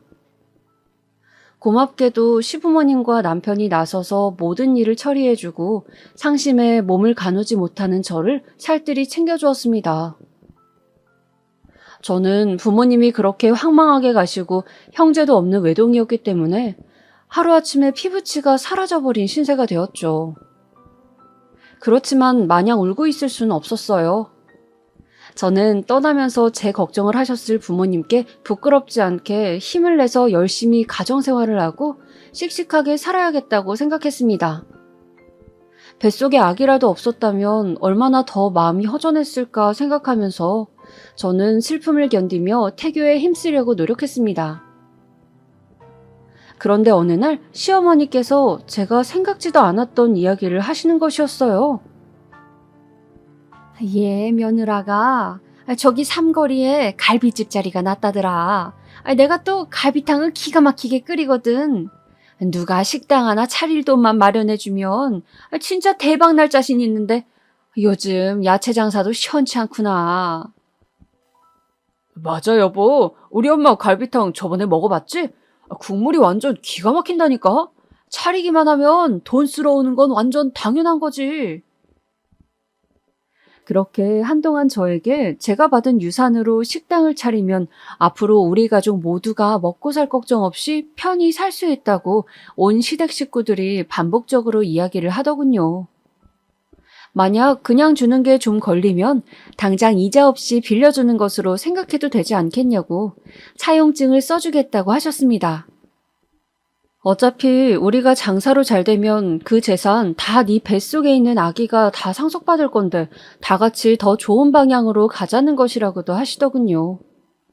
저 역시 계속 이야기를 듣다 보니 제가 혼자 뭔가를 할 수 있는 기술도 없고 어차피 자식을 낳으면 이 집 자손이 되는 것이니까 다 제 자식 몫으로 생각하고 시댁에서 큰 갈빗집을 차릴 수 있도록 돈을 내주고 말았어요. 그래도 마음 한구석이 찝찝해서 차용증은 써서 공증을 받아 장롱 안에 잘 보관해 두었고요. 그러나 사람이 화장실 들어갈 때랑 나올 때가 다르다 하던가요? 부모님이 돌아가시고 유산을 전부 시댁에 드린 후로 어쩐 일인지 시부모님께서 예전보다 저를 꾸짖거나 구박을 하는 일이 잦아지더군요. 특히 어머니가 웃으시면서 조금 면박을 주시곤 하더군요. 농담 같기도 하고 진담 같기도 한 그런 말들이었어요. 설거지하고 싱크대에 물방울이 몇 방울 튀었다며 이런 것도 제대로 못하냐라고 크면서 너무 곱게 크기만 한 거 아니냐 뭐 이런 이야기들이요. 분명히 예전에는 곱게 자란 귀한 딸 자식 저희 아들에게 주셔서 감사하다며 저에게 너는 항상 이렇게 웃으며 앉아있으라고 아무것도 하지 않아도 된다고 하시던 어머니셨는데 말이죠. 급기야는 제가 준 재산으로 갈빗집을 오픈한 지 얼마 안 돼요. 시어머니는 설거지 아르바이트생이 일을 제대로 못한다면서 이 기회에 너도 내 후계자로서 일이 손에 익어야 한다고 잘하면서 손에 물 한 방울 안 묻혔던 저에게 식당에서 아침부터 밤까지 설거지하고 기본 식재료 다듬는 일을 시켰습니다. 하도 시어머니께서 단호하게 꼭 필요한 단계라고 이야기를 하셔서 저도 그래 언젠가는 내가 이 식당을 물려받아야겠지 하며 어쩔 수 없이 하겠다고는 했지만 난생 처음 해보는 몸 쓰는 일이 너무 힘들더군요. 하루하루 저는 마치 로봇처럼 반복해서 지저분한 음식물 찌꺼기들을 씻어내야 했어요. 그리고 양파도 까고 감자도 썰었습니다. 일을 안 해본 몸이라 그런지 손목은 시큰거리고 허리도 아팠어요. 그래도 저는 아픔을 참으면서 어른이 시키는 일이니 큰 뜻이 있으실 거라 믿으며 간신히 시간을 견디고 있었어요. 저의 이런 고생에 대해서 시어머니는 원래 식당 일은 배우는 초반에는 힘들지만 차차 몸에 익으면 정말 잘하게 된다며 이런 교육은 돈 주고도 못 배우는 것이라고 잘하고 있다며 저를 많이 격려해 주셨어요. 문제는 제가 임신 중이란 것이었죠. 배가 뭉치거나 힘들 때 잠깐씩 쉬기도 하고 며칠간 휴가를 받아 누워있기도 했지만 점점 배 뭉침이 심해졌어요. 저는 아이가 잘못될까봐 시어머니께 식당 일 배우는 것도 좋지만 지금은 아기를 챙기고 싶다고 말씀드리고 한동안 일을 쉬게 되었습니다. 그런데 점점 배뭉침이 심해지더니 임신 5개월쯤 되던 때 갑자기 피가 비치는 것이었어요. 순간 머리가 핑 돌면서 중심을 잡기 어려웠습니다. 저는 일요일이지만 출장을 간다던 남편에게 급히 전화를 걸었어요. 여보, 나 몸이 이상해. 우리 아기가 아픈 것 같아. 빨리 좀 와줘. 왜 그래? 당신 괜찮아? 남편은 다행히 근처에 있었다며 정말 빨리 달려오더군요. 그래서 뭉친 배를 잡고 응급실로 급하게 갔습니다. 그런데 비교적 빨리 대처했음에도 불구하고 식당 일을 배우며 했던 고생이 아이에겐 너무 힘들었는지 결국 하혈을 잔뜩 하고 유산이 되고 말았습니다. 유산이 되었다는 소식을 듣는데 너무 눈물이 나더군요. 아기를 제가 잘 지켜주지 못한 것이 너무 한스럽고 미안했어요. 부모님이 돌아가시고 식당 일이 피곤했지만 괜찮은 것 같았는데 그렇게 저는 5개월간 뱃속에 품고 있던 저의 아기를 그만 허무하게 떠나보내야 했어요. 저는 너무 충격을 받아 한동안 집에 틀어박혀 두문불출했습니다. 남편은 그런 저를 날마다 안아주고 제가 좋아하는 음식인 김치찌개를 끓여주기도 하면서 다정하게 위로해 주었어요. 시간이 흘러 상처가 좀 아물 때쯤 시어머니는 저에게 힘들 때 일을 하면 오히려 잊혀진다면서 다시 식당 일 배우기를 시작하자고 하셨어요. 저도 그 말이 일리가 있다는 생각이 들어서 다시 식당에 나가게 되었습니다.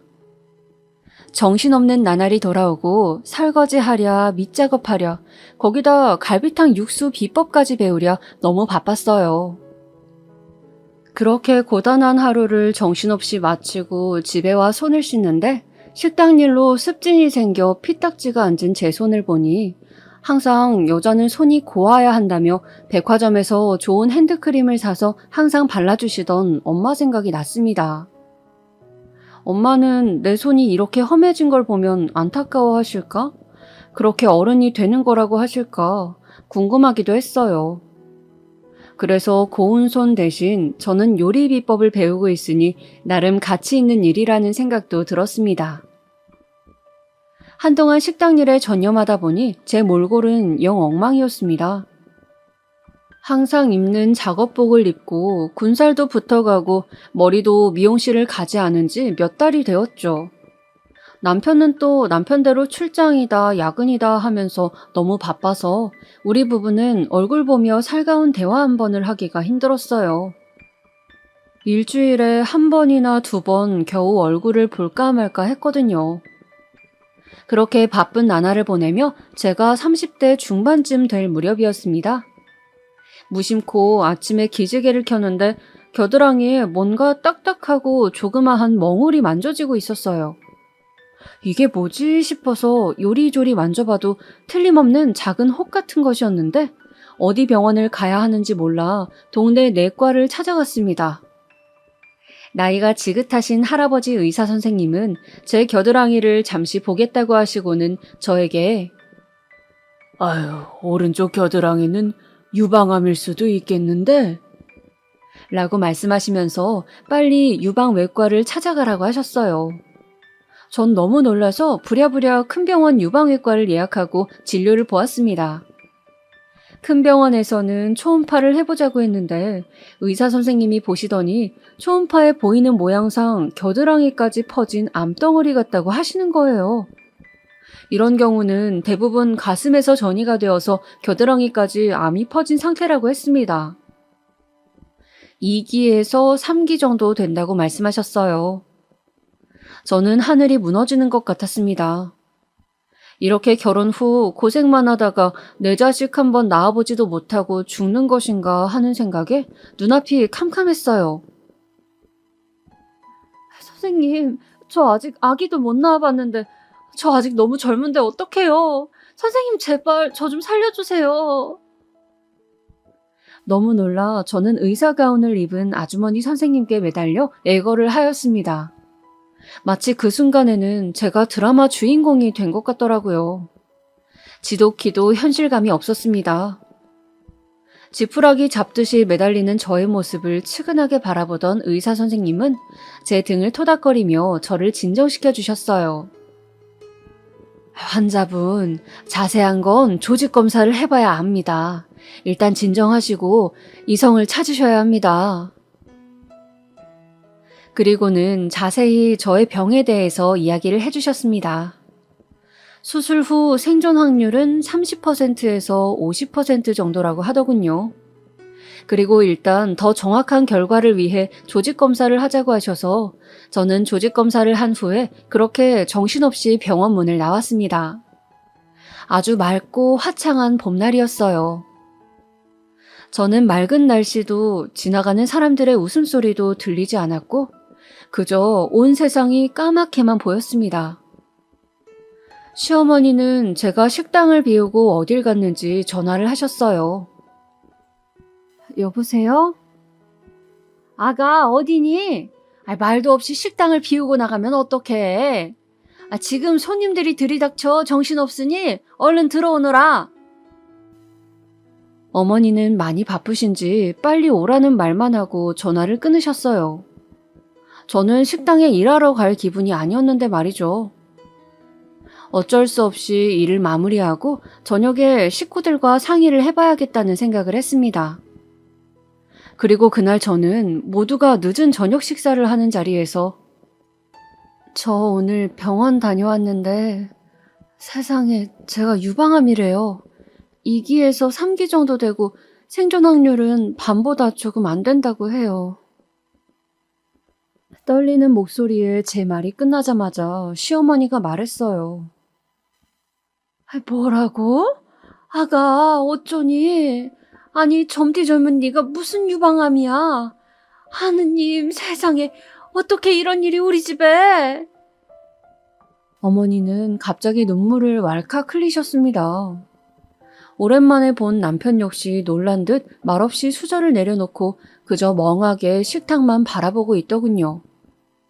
시아버지는 제 손을 잡고 우리가 곁에 있어줄 테니 힘내서 치료에 전념하자고 이야기해 주셨습니다. 저는 그래도 가족들이 있어서 얼마나 다행인가 생각하면서 많은 위로를 받았어요. 그렇게 저는 유방암에 걸린 저 자신을 받아들이려 애를 쓰면서 조직검사 결과가 나오는 한 달 동안 집에서 다시 쉬게 되었습니다. 그런데 저는 집에서 종일 지내다가 우연히 발견한 단독주택 뒤편 다락방에서 우연히 판도라의 상자를 열게 되었죠. 그날은 청소라도 좀 해두려고 밀대걸레와 먼지털이를 찾고 있었어요. 어머니께 여쭤보니 먼지털이는 집 뒤편에 있는 다락방에 있다고 하시길래 저는 한 번도 가본 적이 없던 다락방으로 향했습니다. 말이 다락방이라고 하지만 실제로 보니 그냥 작은 방이고 나름 정리가 되어 있었어요. 먼지털이는 눈에 띄질 않아 저는 책장 위에 있는 상자에 있나 싶어 의자를 끌어다 와서 올라서고 손을 휘저어 보았습니다. 무슨 정리함 같은 것들이 거기 잔뜩 있었어요. 저는 그 박스를 꺼내서 열어보았습니다.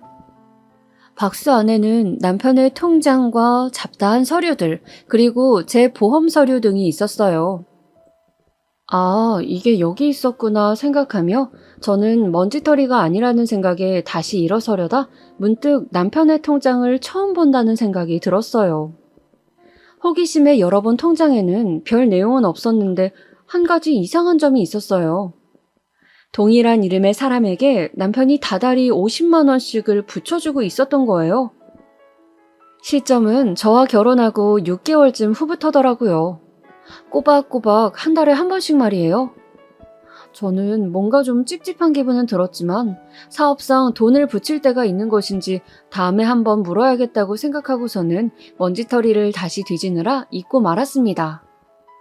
어차피 저는 생활비를 어머님께 받고 있고 남편도 월급을 어머니께 드리고 있어서 남편하고 바로 돈 얘기할 일이 별로 없었거든요.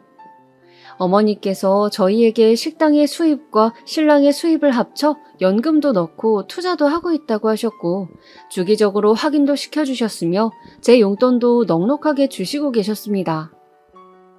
그날 저녁 모두가 늦은 저녁을 먹고 있을 때 갑자기 어머니께서 조심스럽게 이야기를 꺼냈습니다. 얘야, 그런데 이런 거 물어보기 좀 뭐하다만 혹시 보험에서 암 진단금이 나온다더냐? 말씀을 꺼내시는 어머니께서는 잔뜩 제 눈치를 살피시는 것 같았습니다. 밥을 먹는 시아버지와 남편의 수저 소리도 어쩐지 어색하게 들렸어요. 아, 네, 어머니. 부모님이 생전에 제 보험을 꽤 많이 들어두셔서 아마 5천 이상은 진단금이 나오는 것으로 알고 있어요. 뭐 자세한 것이야 실제 암 몇 개인지 조직검사 결과가 나와야 알 수 있겠지만요. 아유, 그러면 아가야, 혹시, 아이고, 내가 참 염치가 없어서 원. 무슨 말씀이신지 어머니는 이야기를 꺼내려다 한숨을 땅이 꺼져라 쉬는 것이었어요. 그러자 가만히 식사를 하시던 시아버지께서 수저를 놓으시더니 말씀을 꺼내시는 것이었습니다.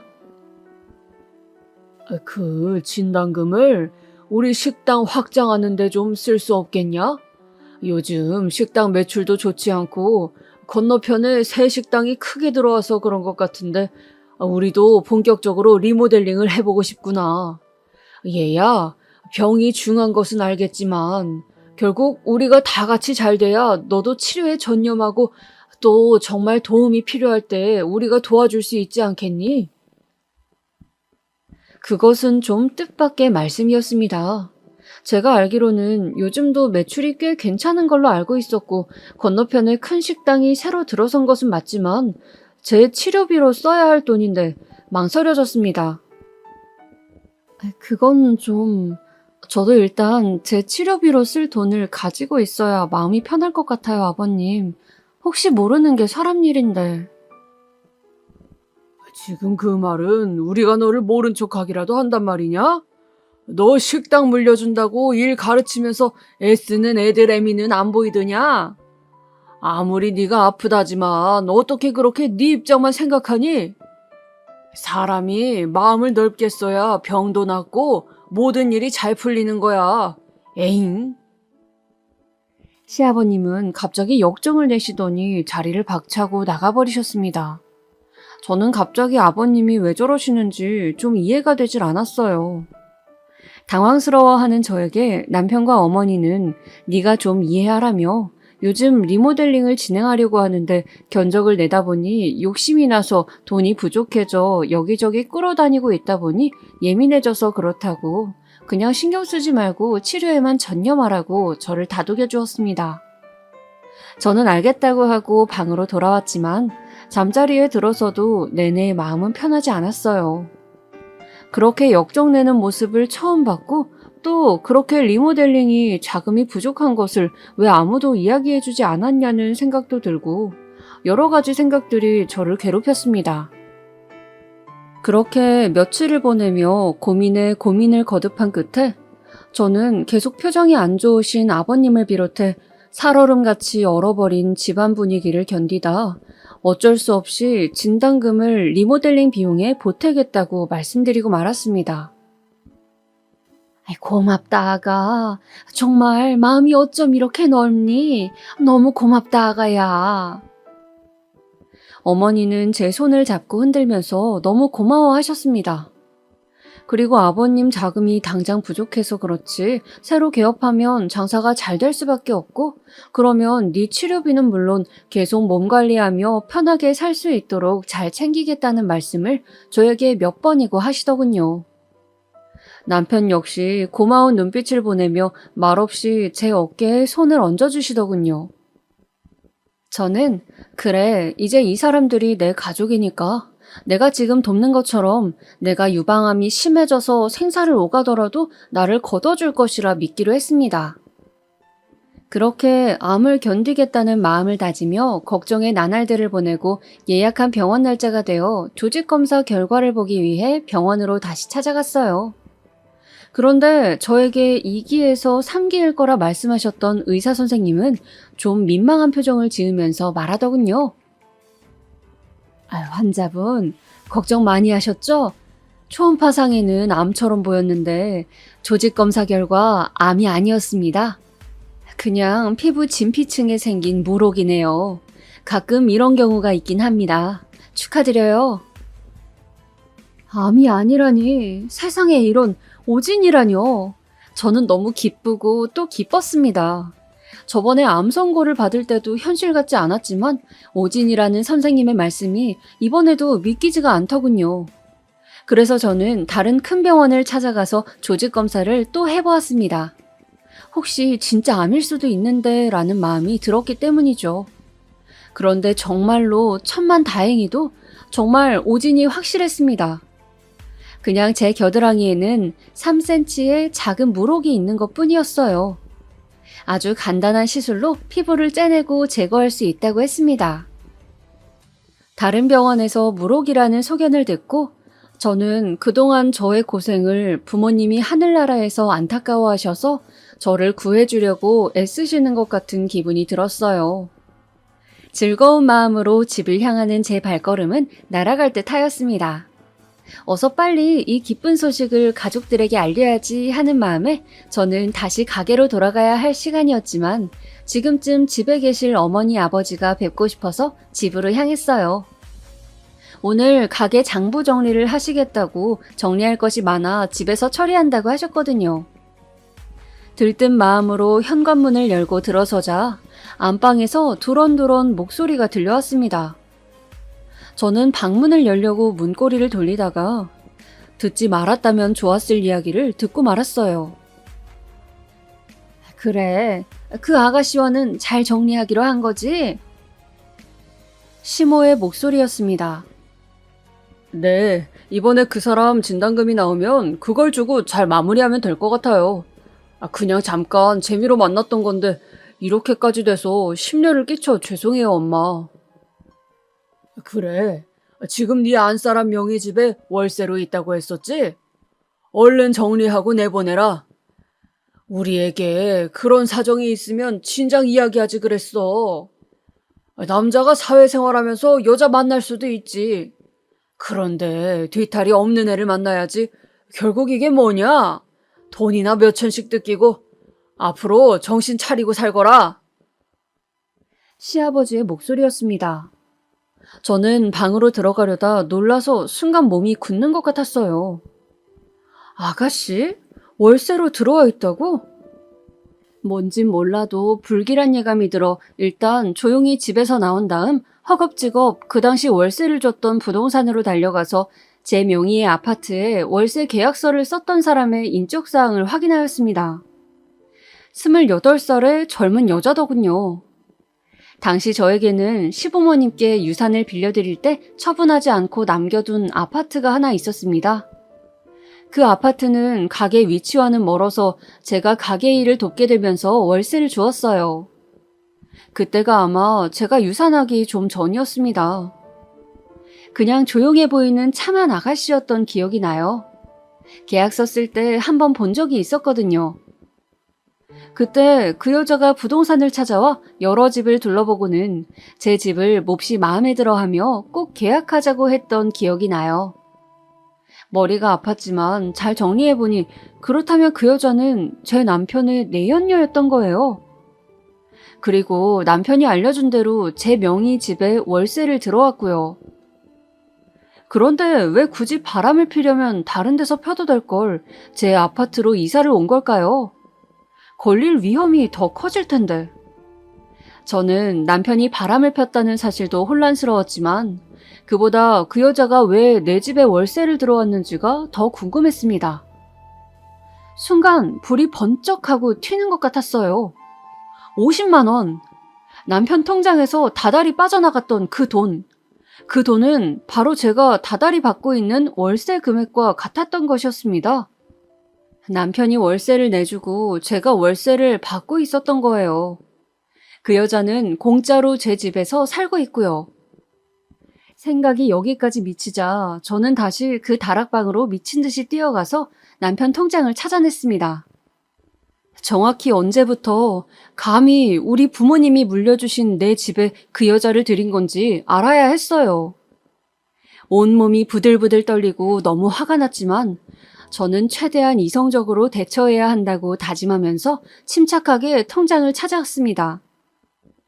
통장은 저번에 봤던 그 낡은 상자 속에 있었습니다. 저는 그 통장을 뒤져 월세가 나간 최초 날짜를 확인했어요. 기억으로 임신 때였지만 보다 정확히 정리를 해보기 위해서요. 날짜를 찾아보니 역시 제가 임신했을 때가 맞았습니다. 이 썩을 놈이 제가 임신한 몸으로 시어머니에게 야채 다지는 일과 설거지를 하며 무리를 냈을 때 그 여자와 짜고 제 집에 그 여자를 공짜로 살게 한 것이었어요. 내가 허망하게 아기를 잃고 눈물을 흘릴 때 남편은 그 여자와 뒹굴었겠죠. 우리 부모님이 사주신 집에서요. 당장 찢어 죽여도 시원치 않을 놈. 그리고 언제 알았는지 모르지만 시부모님 역시 이런 사실을 알고도 저에게 진단금을 받아내 그 여자를 떼내는데 쓰려고 했다는 것도 저에게 너무 큰 충격으로 다가왔습니다. 리모델링에 돈이 부족하다는 시아버지의 말은 새빨간 거짓말이었어요. 그 여자가 협박이라도 한 건지 몰래 해결하려고 그 돈이 필요한 거였습니다. 마누라 암 진단금을 가지고 내연녀에게 주려던 거였어요. 저는 갑자기 내가 무슨 드라마의 주인공이 된 건가 싶고 눈앞이 아득했습니다. 그토록 나를 위해주고 가족이라고 살갑게 대하던 이들이 뒤로 이런 짓들을 벌이고 있었어요. 저를 기만하고 철저히 속였습니다. 생각이 여기에 미치자 뒤늦게 부모님의 유산을 전부 시댁으로 넘긴 건 역시 너무 후회스러웠습니다. 내가 왜 그런 바보 같은 짓을 했을까? 아무리 임신 중이었다 해도 너무 쉽게 결정할 일이 아니었는데 너무도 제가 한심하고 바보 같았습니다. 지금껏 속으면서 당하고 산 것이라니. 그날 저는 병원 다녀와 기분이 안 좋다고 둘러대고 혼자 강원도 바닷가를 갔습니다. 부모님과 가끔 여름에 놀러 가곤 했던 호텔이 있었는데 그곳에 찾아가 해지는 밤바다를 보면서 많이 울었습니다. 나를 철저히 속인 이 인간들은 더 이상 내 가족이 아니다. 나는 반드시 내 부모님 재산을 되찾을 것이며 또 이 인간들이 철저하게 망하게 할 것이다. 라는 다짐을 하면서요. 그리고 다음날 저는 집으로 돌아가 말했습니다. 제가 어제 병원에 조직검사 결과를 보고 왔는데 어머니, 저 이제 진짜 어떡해요? 암이 2기나 3기가 아니라 아예 말기래요. 사방에 전이가 되어서 더 이상 수술이 의미가 없다고 하더라고요. 수명이 길어봤자 3개월일 거라고 해요. 저는 애써 슬픈 기억들을 떠올리면서 거짓 울음을 구슬프게 울었습니다. 일부러 물파스를 발라 눈을 퉁퉁 붓게 하고서는요. 어디서 그런 연기력이 나왔을까요? 저의 눈물 연기는 제가 봐도 그럴듯한 지경이었습니다. 그러고는 시부모님께 이야기했어요. 실은 저희 부모님이 제 앞으로 들어놓은 종신보험이 몇 개 있다고요. 어차피 저는 한 달에서 3달 안에 죽는다고 하니 그 돈도 받아서 사업 확장에 보태 쓰라고 했습니다. 이 마당에 제가 돈이 무슨 미련이 있겠냐고 아주 슬픈 표정으로 먼 산을 바라보면서 말이죠. 시부모님은 슬픈 표정을 지은 채 사람이 죽고 사는 문제는 하늘에 달린 것이라면서 저를 위로해 주셨지만 자리가 파하고 방으로 들어가서 쉬려고 돌아서던 그때 저는 들었습니다. 제 등 뒤로 방에 들어가신 시부모님이 두런두런 종신보험에 대해 활기찬 대화를 나누는 것을요. 그 목소리는 너무나 희망에 찬 목소리였습니다. 간간히 웃음소리도 들려오더군요. 저는 저 사람들은 인간이 아니라 악마구나, 정말로 내가 큰일 날 뻔했구나 라는 생각을 했습니다. 그 후 시부모님은 저를 볼 때마다 가증스러운 눈물을 흘리며 피부치도 하나 없는 네 마지막 가는 길은 가족인 우리가 지켜줘야 하지 않겠냐고 걱정 말고 몸조리 잘하고 남은 삶 정리에만 집중하자고 하셨습니다. 당연히 식당 일도 더 이상 하지 않아도 됐고 이제 아무도 저를 건드리지 않고 모두 잘 대해주었어요. 제가 어서 빨리 죽기만 기다리면서요. 저는 그렇게 제가 곧 죽을 날을 받아놓아 아무런 미련이 없는 사람처럼 곧 막대한 돈이 생긴다는 생각에 꿈에 부풀어서 그 인간들이 방심하는 틈을 타서 차근차근 제 복수 계획을 실행해 나갔습니다. 일단 아무것도 모르는 척 제 아파트로 다짜고짜 찾아갔어요. 띵동 하고 초인종을 누르자 그 여자가 문을 열더군요. 확 머리채를 잡아버릴까 하다가 이렇게 싱겁게 끝낼 수는 없다는 생각에 저는 그 여자에게 저 집주인인 거 아시죠? 하고 곧 다음 달이 기한이니까 집을 비워달라고 부탁했어요. 그 여자는 갑자기 제가 뭘 알고 찾아왔나 싶어 놀라더니 집을 비워달라고만 하니까 모르고 왔나 보다 싶었는지 셀쭉하게 알았다고 어차피 이 집에서 계속 살 생각 없었다고 하더군요. 보증금 잘 돌려받고 나갈 거라면서요. 그렇게 그 여자의 쌍판을 확인한 후 저는 변호사 사무실로 가서 이런 경우 내가 어떻게 보상을 받을 수 있는지를 알아봤어요. 변호사 말이 간통은 없어졌어도 내연녀에게 정신적 피해 보상을 요구할 수는 있다고 하더라고요. 최대한 증거를 많이 수집하라는 말도 함께요. 저는 흥신소를 이용해서 남편과 그년의 더러운 짓거리에 대한 증거들을 차곡차곡 모았습니다. 이혼 소송에 반드시 승리할 다짐을 하면서요. 그 여자의 직업도 약간 도움이 되었는데 그 여자는 학교 행정실에서 일하는 교육 공무원이었습니다. 공무원은 품위 유지 조항이 있기 때문에 바람을 폈다가 걸리면 징계를 먹거나 심하게는 파면까지 될 수 있다고 했어요. 저는 증거를 모으며 그 여자의 직장에 어떤 식으로 이 폭탄을 터뜨려 망하게 해줄까 열심히 계획을 짰습니다. 물론 남편과 시부모님 앞에서는 다 죽어가는 시한부 연기를 하면서요. 제가 곧 죽을 거라 생각해서인지 다들 제가 식당도 안 나오고 뭘 하고 다니는지 매일 어디를 가는지 관심도 거의 두지 않았어요.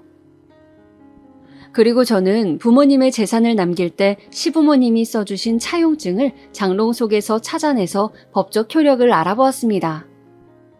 당시에 약식이었지만 공증을 받아두었기 때문에 돈을 빌려줬다는 것은 증명이 된다고 했어요.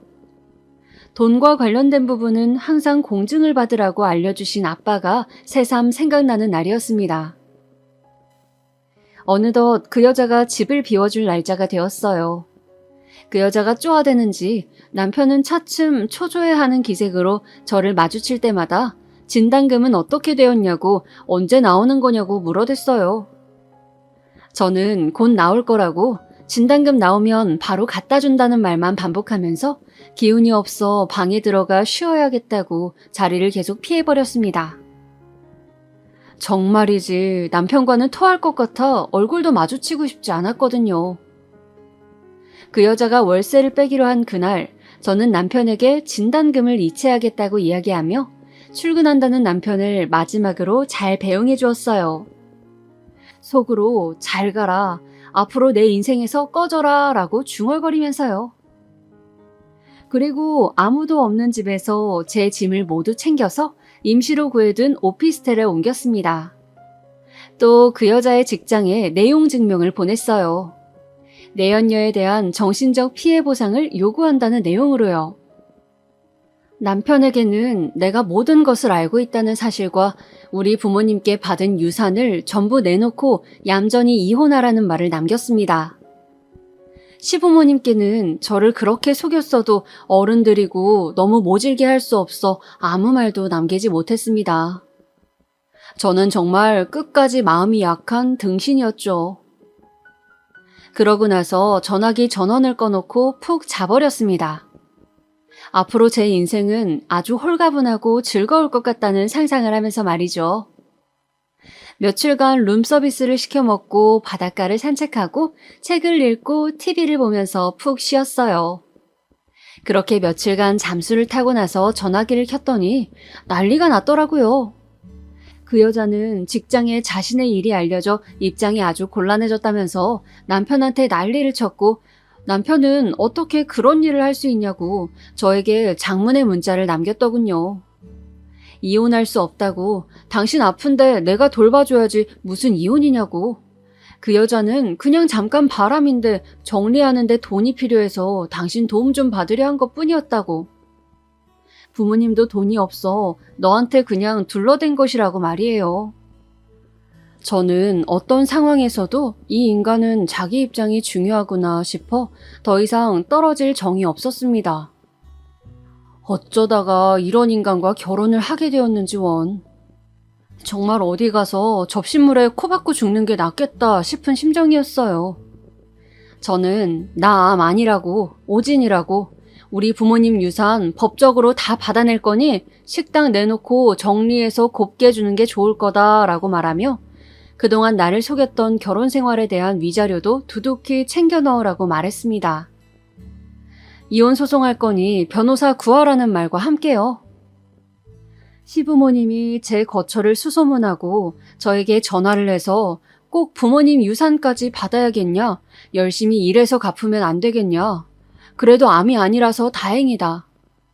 다시 우리 아들과 잘 살아보면 안 되겠니 등의 사탕말림을 했지만 저는 절대 제가 어디 있는지도 다시 시작하겠다는 말도 하지 않았습니다. 나중에는 하도 시달리게 해서 변호사를 선임하여 변호사를 통해 모든 일처리를 했습니다. 그렇게 저는 그 여자를 직장에서 쫓겨나게 만들고 남편과 시부모님을 결국 빚더미에 앉게 했죠. 저를 좋은 말로 유인하고 구워 삶아 자신들이 편한 대로 이용하려 했던 자들에게 어울리는 말로 했다고 생각해요. 무엇보다 부모님이 평생 토목점을 하시며 외동딸인 저에게 물려주신 그 재산을 결국 시부모님의 식당을 처분하게 하고 남편 월급을 차압까지 해서 다시 되찾을 수 있었다는 것이 뿌듯합니다. 나중에 들려온 소식에 따르면 남편은 그 여자와 완전 악다구니를 쓰며 싸웠고 서로 주먹 다짐까지 하는 등 최악으로 끝이 났다고 합니다. 그 후로 남편은 거의 폐인이 되어 매일 술만 마신다고 하고 어머니는 원래 하시던 야채 장사를 시장에 작은 점포를 세워더 시작하셨다고 해요. 시아버지는 스트레스로 건강이 좋지 않다고 하더라고요. 얼핏 뇌경색이 오셨다고 하는 것 같더군요. 아프시다고 하니 한편 마음은 안 좋았지만 그래도 어쩔 수 없다고 생각하기로 했습니다. 저는 더 이상 그 집안 며느리가 아니니까요. 저는 돌려받은 저의 재산으로 부모님께서 포목점을 하시기 전에 살던 시골 동네에 작은 2층 집을 사서 소박한 저의 거처를 만들었습니다. 그리고 매일 아침 걸어서 20분 거리에 있는 부모님 산소에 갑니다. 평소 좋아하시던 배추전을 부쳐서 막걸리를 한 잔 하러 가기도 하고 가서 제잘제잘 이야기를 걸어드리기도 합니다. 가끔 제가 부르면 좋아하셨던 가요를 불러드리기도 해요. 그렇게 한참을 앉아있으면 마치 예전에 같이 살던 시절 부모님과 소파에 앉아 정답게 이야기를 나누던 젊을 때의 저로 돌아간 것만 같습니다. 제가 애교를 부리거나 장기자랑을 할 때마다 박장대소를 하며 박수를 치시던 아버지의 모습과 그만 장난하고 과일 먹으라며 핀잔을 주시면서도 미소를 지으시던 어머니가 떠오릅니다.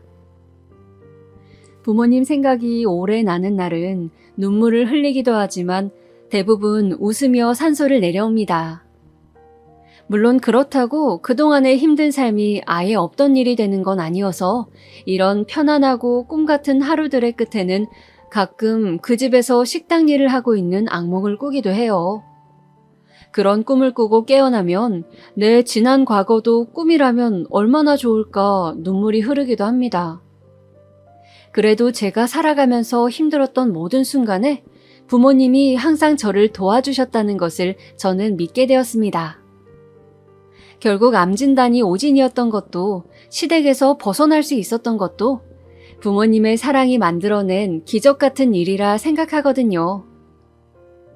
그래서 매일 부모님과 이야기를 나누는 시간이 즐겁고 또 한편으로는 돌아가시기 전에 못해드린 것들이 생각나 가슴이 미어지기도 해요. 부모님에 대한 격언 중에서 나무가 고요하고자 하나 바람이 그치지 않고 부모에게 효도하고자 하나 부모는 기다려주지 않는다는 말이 있던가요? 이 사연을 듣는 여러분, 부모님이 혹시 살아계신다면 꼭 자주 안부 챙기시고 맛있는 음식 같이 나눠 드시면서 항상 함께 효를 다하시길 바라겠습니다. 저처럼 돌아가신 후에 가슴 치지 마시고요. 제 이야기는 여기까지입니다. 끝까지 들어주셔서 감사합니다. 요즘 코로나가 너무 심한데 더욱 건강 잘 챙기시길 바라겠습니다. 그럼 오늘 하루도 평안하게 보내세요.